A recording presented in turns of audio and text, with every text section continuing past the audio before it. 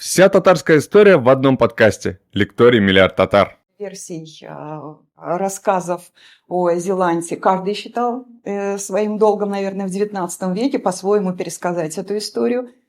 И Каюм Насыри, и Фукс все оставили свои вариации вот этой древнего мифа. Следующей линией расследования – это археологические источники. Я уже говорила, да, один из самых достоверных, но археологические артефакты, они молчат, увы. Да, и их, естественно, достаточно сложно интерпретировать, тем более, что здесь могут какие-то совершенно неведомые факторы писаться, например, просто неудачная форма для отливки какой-нибудь бляшечки, да, и она дает дополнительную ножку или хвостик, и в результате у нас дракон совершенно иконография, допустим, да, или какого-то существа меняется. И здесь, конечно, уже подключаются искусствоведческие тоже методы исследования, связанные именно с иконографией. Именно с иконографией, с тем, чтобы проследить, как менялось изображение, какие пути, как переходят с одного района, да, с одной эпохи в другую, и таким образом попытаться отследить вот этот весь путь с древнейших времен до собственно, нашего Зеланда. Еще одна линия расследования уже связанная с геральдикой. И как только у нас древний наш образ попадает в сферу геральдистов, то они, естественно, накладывают какие-то свои уже штампы. И, в частности, русская геральдика эпохи Петра и более позднее, начало XVIII века, они, естественно, образ дракона будут подстраивать под геральдические образы европейские. Поэтому любой английский, допустим, специалист по геральдике, увидев нашего чудесного, автохонного, неповторимого Зеланда, скажет: да, это обычная виверна. И с точки зрения, допустим, геральдики будет в какой-то степени прав. Вот все эти, так скажем, направления, да, я постараюсь так или иначе осветить в нашей лекции. И мы с вами посмотрим, где, по каким направлениям у нас как бы исследований больше, а где у нас как раз остается достаточно много еще белых пятен.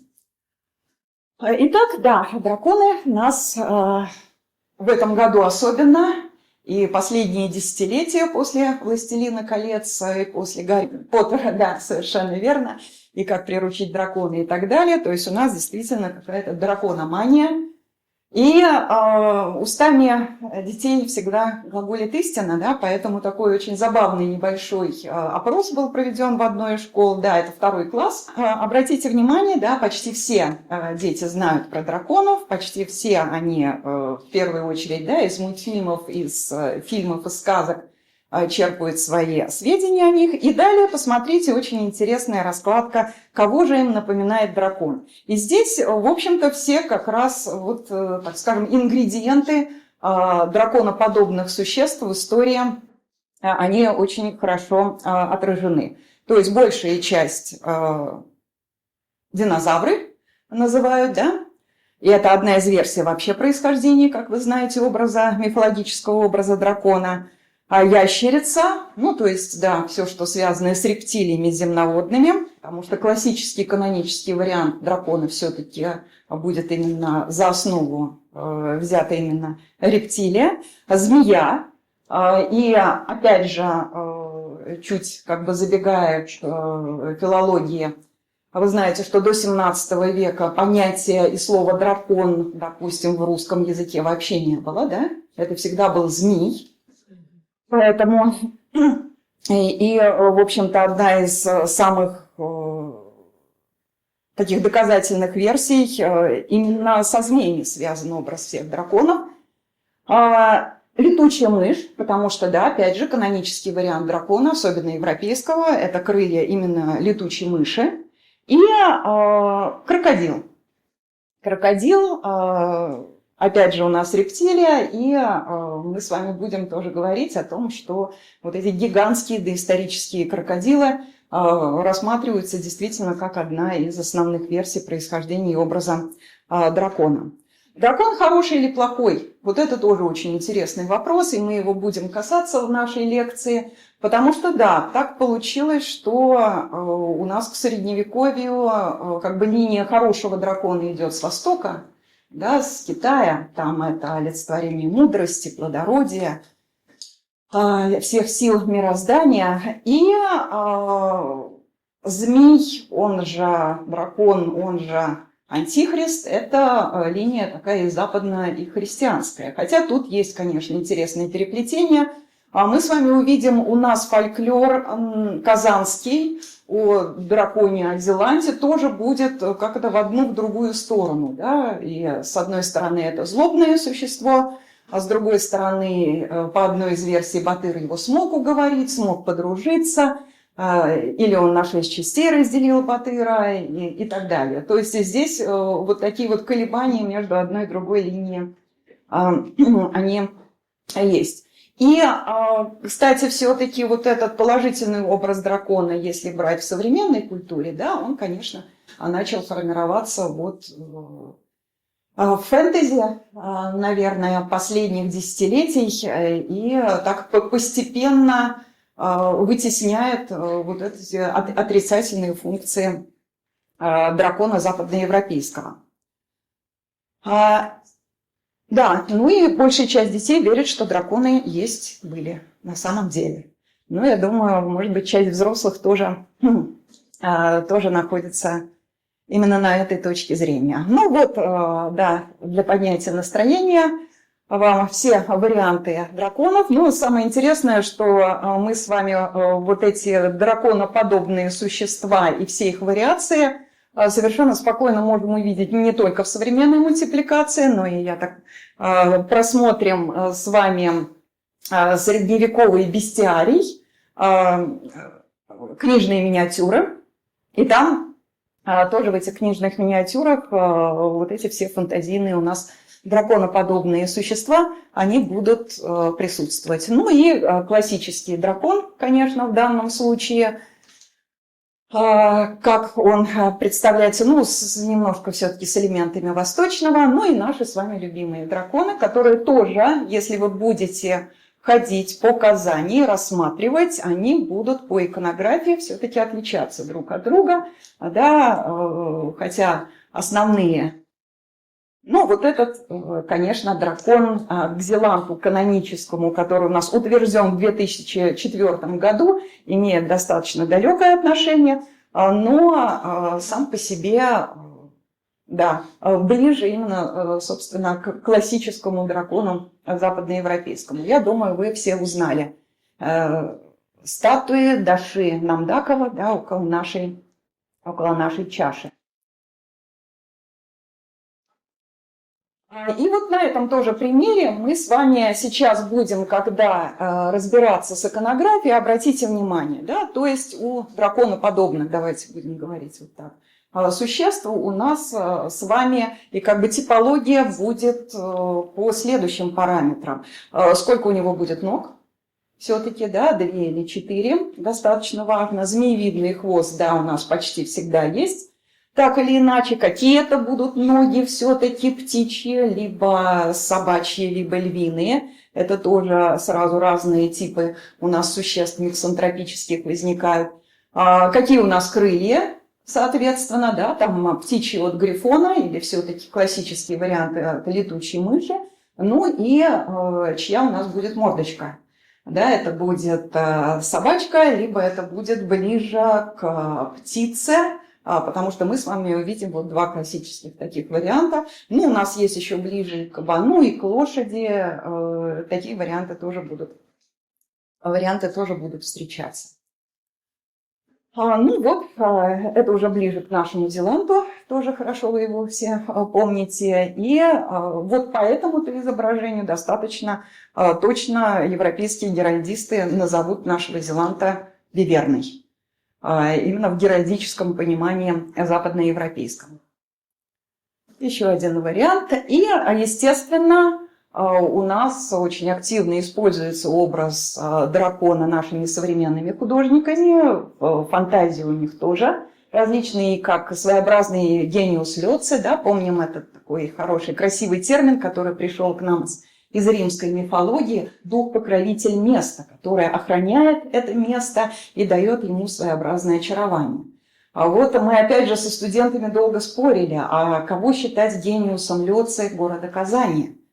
В свое время Анциферов определил для Санкт-Петербурга оживающую статую Медного всадника в качестве гениуса Лёци, да, и как некой такой духовной сердцевины.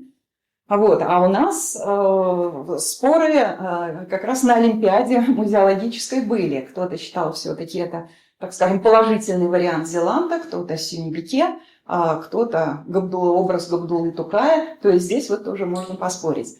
Ну и в данном случае тоже фантазийный вариант у Булата Гельванова, он очень любит мифологические образы. Ну, он, да, когда работал над этой картиной, он подчеркнул, что в его понимании это все-таки более древний вариант именно Бараджа, дракона из татарского фольклора, а не Зеланда. Совершенно восточный вариант, китайский вариант дракона нас ждет в метро с вами. Да, ну и вот тот вариант, который у нас вернулся в геральдику Казани в 2004 году, который достаточно точно повторяет геральдический образ XIX века, а старшее поколение особенно. Попытайтесь вспомнить, какой у нас был герб Казани в советское время. Кто-нибудь сможет это вспомнить или нет? Он был абсолютно другой и к Зеланду никакого отношения не имеющий. Я вам в конце обязательно его покажу. Да. Хотя по поводу этого, конечно, геральдического образа тоже были многочисленные споры, и почему они были, будет понятно, я думаю, из нашего с вами расследования. И итак, мы с вами начинаем с вами с мифологии, да? Из того, буквально несколько слов, с того, что же такое миф, что же такое мифологическое мышление и чем оно отличается от логического, и почему наше с вами мышление так или иначе содержит в себе элементы мифологического. А миф, особенно древний миф, это эмоционально-образное отражение, скажем, окружающего мира в виде конкретно чувственных персонификаций, которые мыслится абсолютно реально. Вот такое сложное, казалось бы, определение, да, но сейчас будет понятно. Итак, то есть в мифологическом сознании на реальность накладывается воображение, сливается с ним и воспринимается как реальное. Вот это очень важный момент, и очень важный момент, что в сознании, все, что происходит в сознании, да, в мифологическом мышлении, представляется именно реальным. То есть человек идет по лесу, или, допустим, он увидел смерч какой-то, да, что-то вспомнил от бабушки, от мамы рассказы про каких-то драконов, которые летают, да, и небесные огромные твари. Его воображение наложило на этот смерч образ, он увидел этого дракона, все, что совершается внутри, в голове, это реально с точки зрения мифологии, понятно? Он же это видит, значит, это есть. То есть вот этот вот момент очень-очень важный, и мы с вами посмотрим, как интересно как бы будет накладываться, да, воображение на реальные какие-то элементы. И в то же время еще такие интересные пути возникновения мифов. Вот опять же образ Зеланда, многие считают, что это миф, который связан просто с названием, с топонимикой. То есть была Змеиная гора, на которой было много змей, а дальше уже, да, фантазия накладывает и развивает эту историю, что обязательно должен быть какой-то главный змей, он должен быть очень крупным и так далее, и так далее. А вот действительно, собственно, Зеланда многие соотносят именно с названием «Змеиная гора». В свое время Альфред Хасанович Халиков, очень интересно, кстати, тоже, чтобы понятен был этот механизм, он предположил, почему у тюркских народов все дозорные башни связаны с легендами о девушках, которые либо улетают, либо бросаются с этих башен.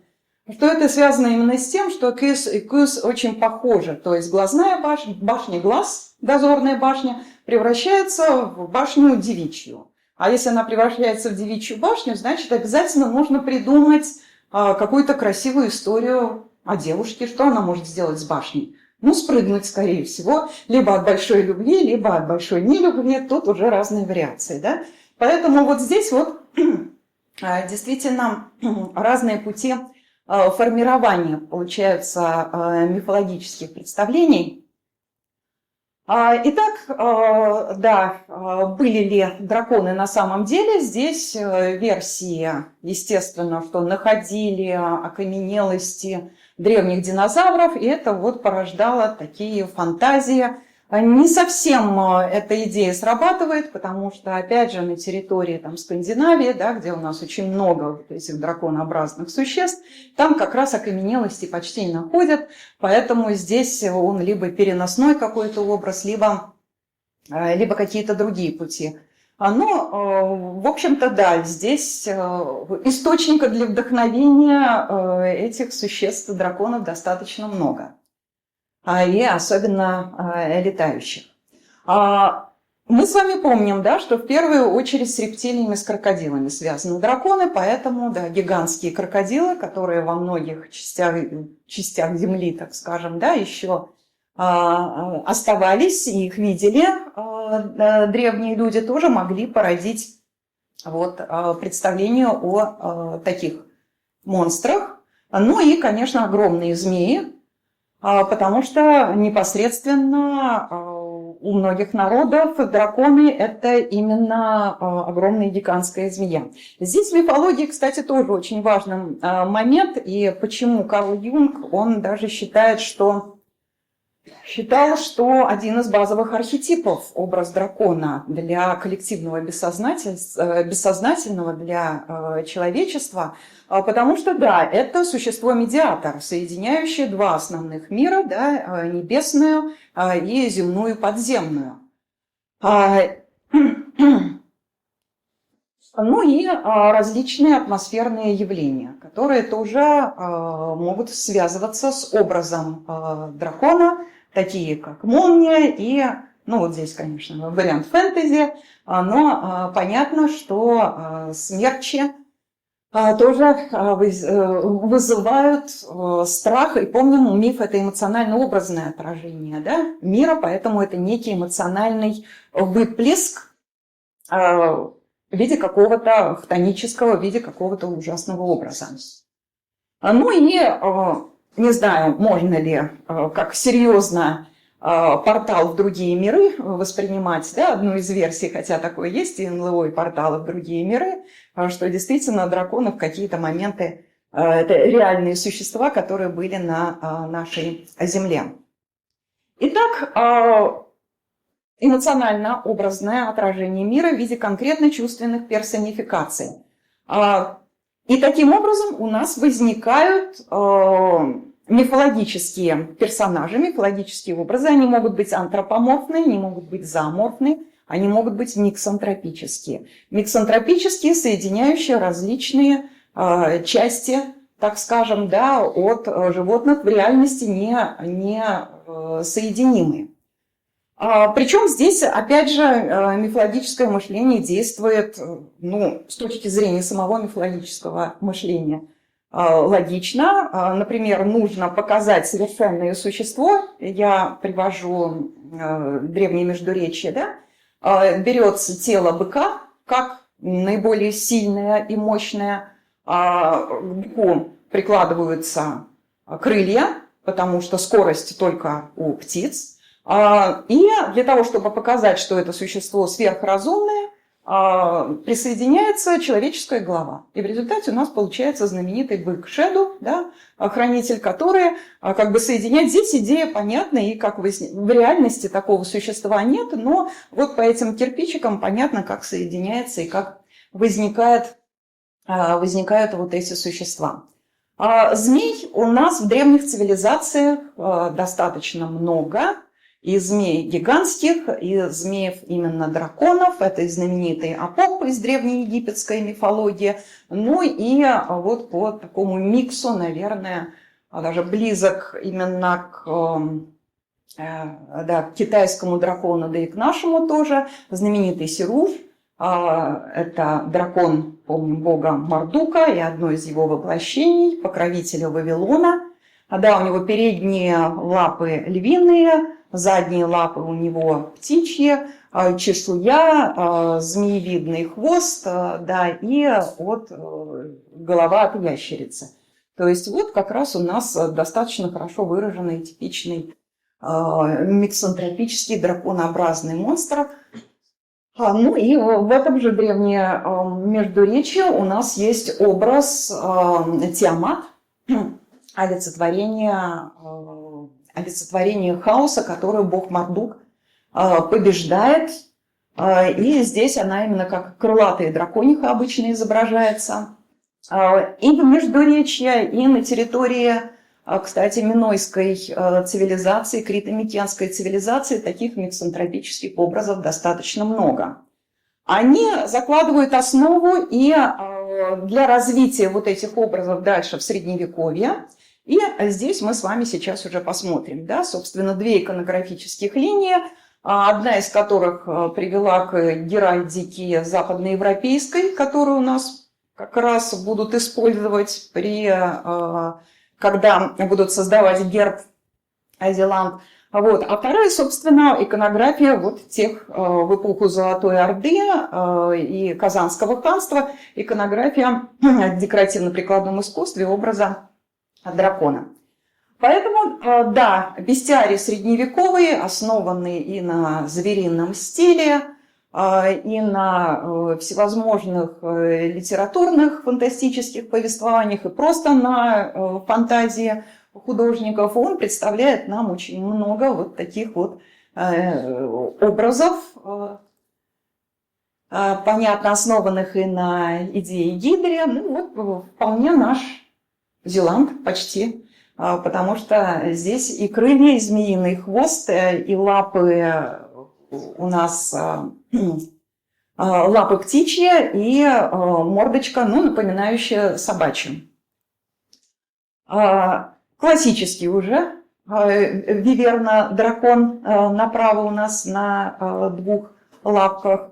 Это средневековый вариант Василиска. Здесь с Василиском все тоже достаточно сложно, потому что он идет еще из античности, как действительно с тяжелым взглядом змей, а потом в средневековом бестиарии он уже превращается вот в такой микс петуха, крылатого петуха, змей-петух, вот так будем говорить.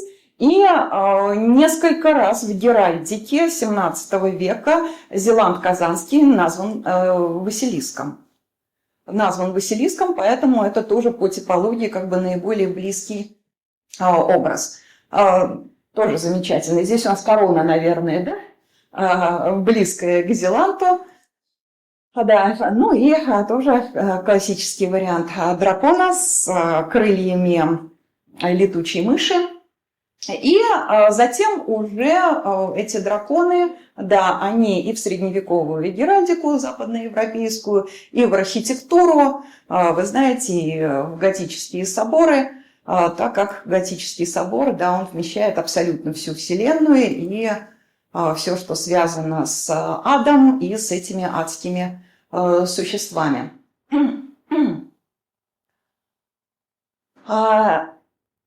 Итак, да, политические моменты тоже, которые нам будут с вами важны, это борьба с драконом и сама идея, да, противостояния дракону как олицетворению тьмы. В данном случае направо вы видите Кора и Сета. Это древний, так скажем, миф древнеегипетский. И чудо Георгия Змеи. Нам почему важен этот момент? Потому что часть историков все-таки считают, что дракон, и почему часть, так скажем, да, специалистов-геральдистов уже в 21 веке не хотели использовать образ дракона Зеланда для герба, который был в 2004 году.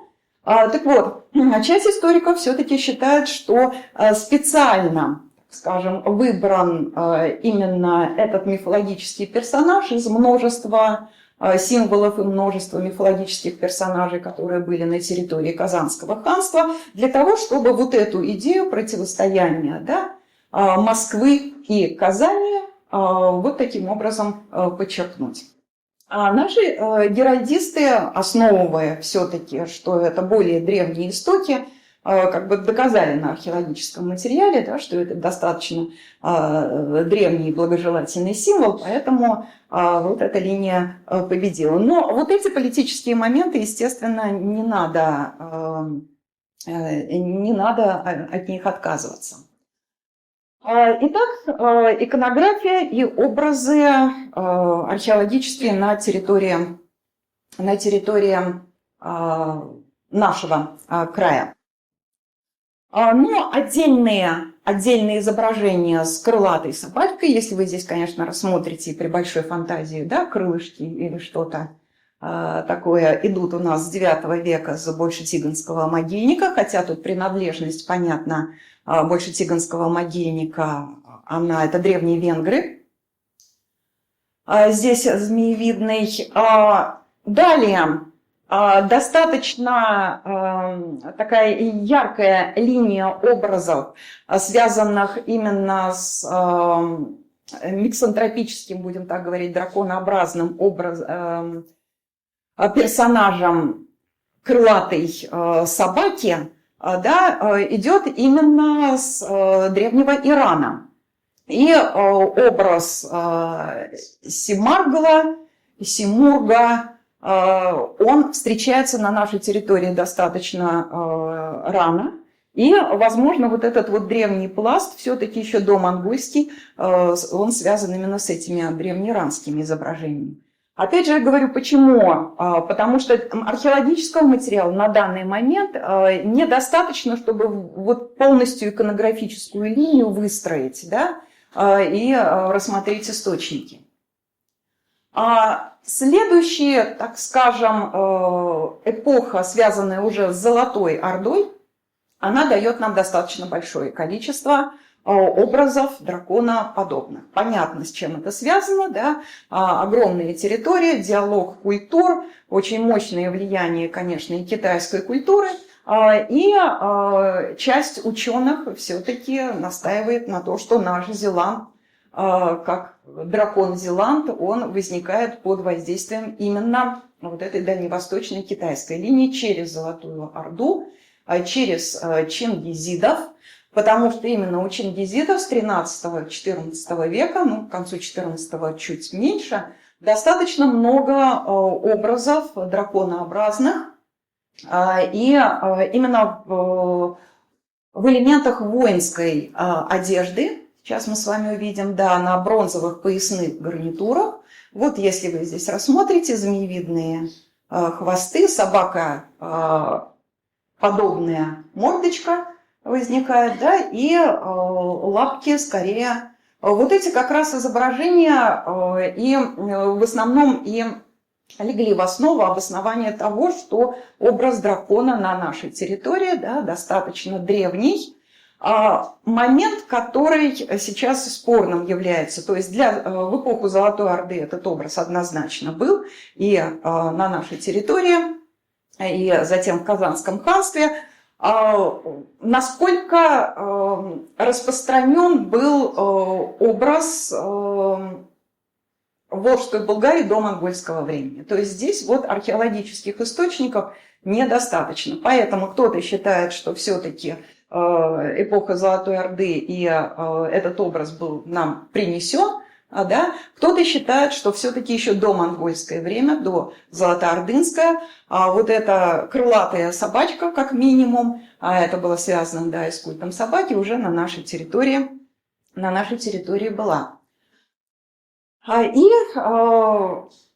на территории Золотой Орды эти находки достаточно многочисленные. Вы можете посмотреть и на зеркалах, и на поясах, и на браслетах встречаются образы змеи-собак, вот так будем говорить, да, в первую очередь.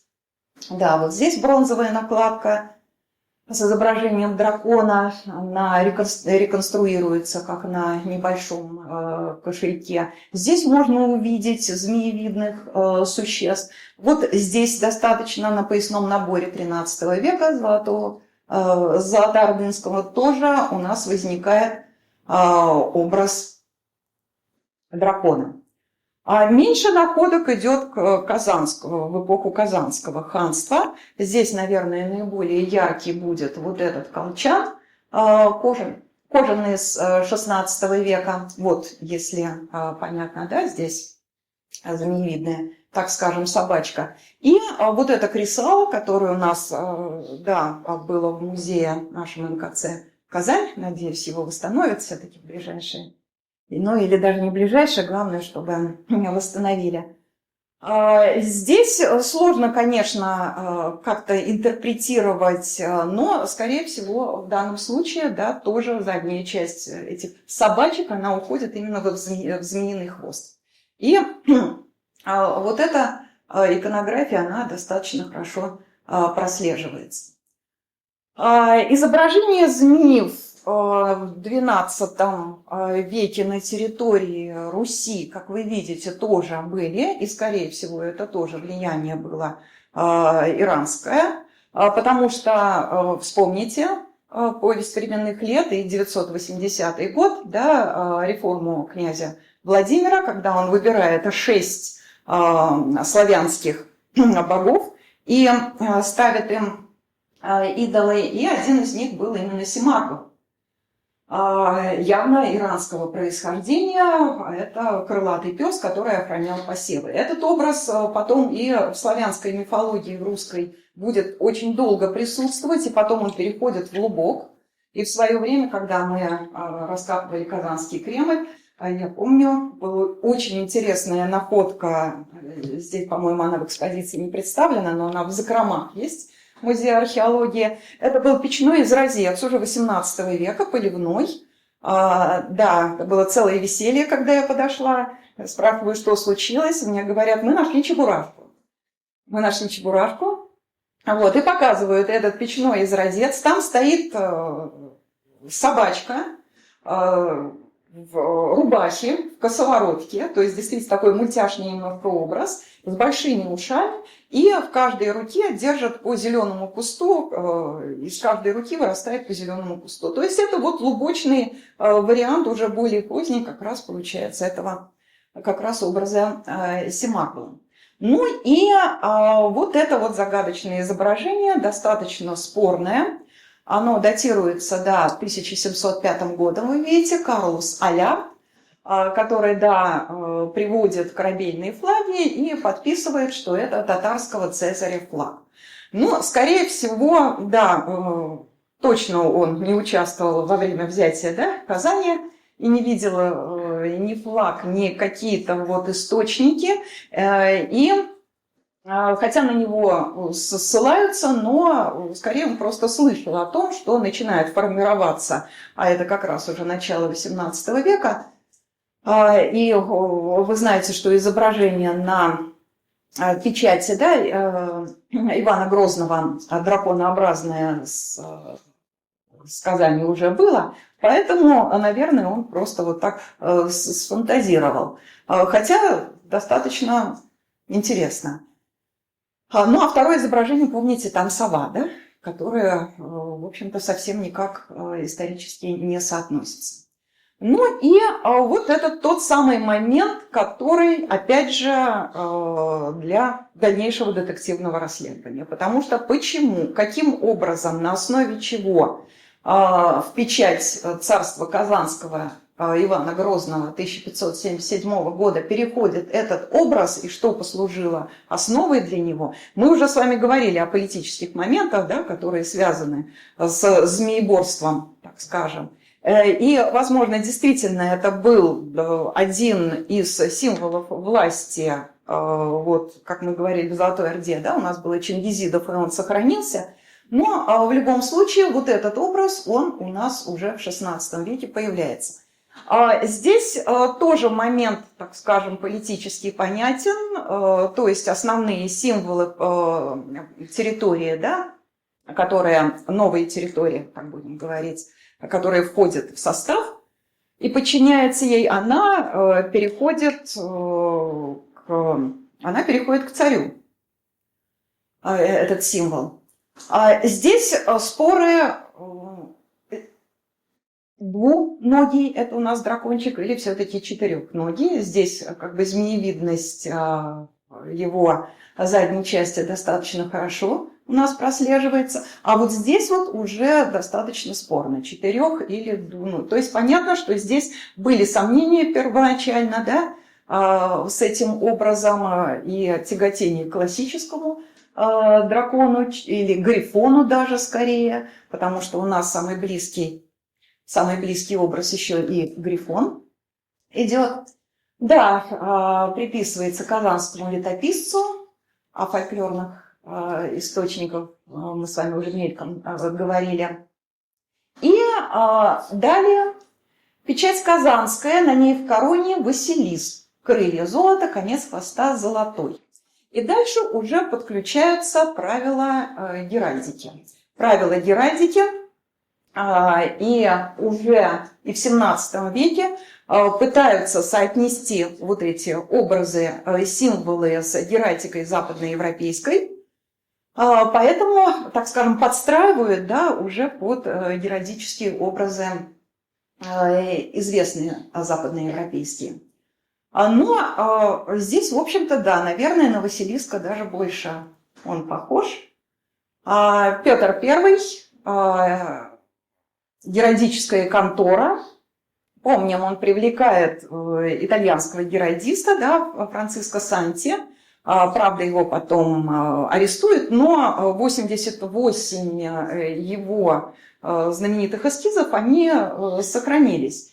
И там уже именно такой вариант дракона, зеланта для Казани появляется. И герб на знамени Казанского полка 1730 года. Итак, у нас здесь двуногое драконоподобное существо, да, близкое к виверне, змеевидный хвост, крылья уже ближе как раз к летучей мыши, ну и мордочка собачья. Это то, что связывает, конечно, вот с нашими золотоордынскими образами змея-собаки. Посмотрите, очень интересный в XVIII же веке, да, герб Каширы, потому что, да, этот город, почему этот тоже у нас здесь присутствует дракон, что это один из ханов был казанским, которому вот перешел на сторону Руси, ему Кашира была выделена в качестве наместничества. Но здесь мы с вами видим, что у нас не собачка. Здесь у нас, да, петух. То есть это уже идет вот тот геральдический средневековый вариант Василиска, который змеевидный петух. Здесь возвращение собачки, да, 1781 года при Екатерине. Причем, если вы помните, каким образом гербы создавались для городов, там было действительно все очень интересно. Там были специальные опросники, которые рассылались по всем городам. И каждый город должен был написать, что у него уникального. То есть какой-то вид птички, какая-то особая пчела, какое-то растение, которое есть только у него для того, чтобы сформировать вот новый герб. Что касается казанского герба, то была приписка геральдической конторы, что это герб старый. То есть это вот как раз традиционный, как минимум, да, с Петра с Петра I. И вот тот вариант, который уже приближен к нашему 2004 году, да, черный с красными крыльями. Здесь опять же, посмотрите, 1856 год, да, то есть все время геральдисты, они сомневались именно собачьи видный образ придавать, или же как бы такой классический западно, ну вот здесь совсем не поймешь, что же хотели геральдисты. Образ дракона потом будет очень активно использоваться, и вы видите ярмарка международная 1909 года, чтобы определить именно Казань. И вот ту загадку, которую я вам задала в самом начале. Кто помнит наш герб советского времени? Конечно, никто не помнит, и оно, вы видите, этот герб никакого отношения тогда вот к долгой-долгой истории нашего Зеланда не имеет.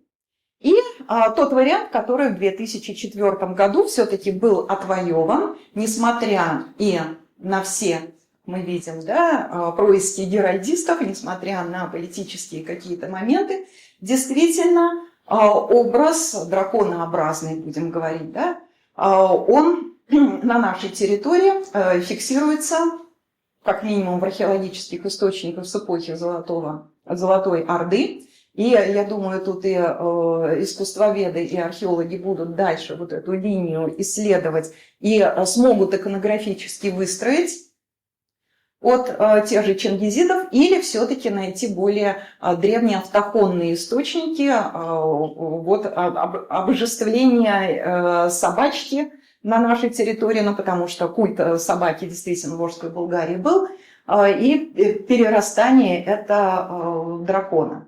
Итак, варианты вы уже поняли, да? Иранского происхождения Симург Семаргл, собака с крыльями. Грифон – это тоже близкий достаточно образ нашему Зеланду, ну, вы его помните хорошо по Гарри Поттеру. Василиск – именно средневековый вариант, но вот более ранние варианты уходят в змеевидные, и они связаны как раз с происхождением, с античным происхождением образа Василиска. Виверна. Очень, ну вот, это наш виверна, это западная виверна. Мы с вами видим, да, что действительно не зря у нас западные геральдисты ближе всего по типологии относят нашего Зеланда именно к этому типу существ. И восточный дракон, потому что те самые золотоордынские образы, они, ну, однозначно, наверное, порождены именно образом китайского дракона. Но с китайским драконом, да, китайцы тоже очень любят эту тему, поэтому они пытаются доказать, что у них, ну, как минимум, с каменного века, с неолита был уже образ дракона. Но вот тот восточный лунг, который сейчас считается основным образом, он идет с эпохи ханьской, то есть 2 век до нашей эры, 2 век нашей эры.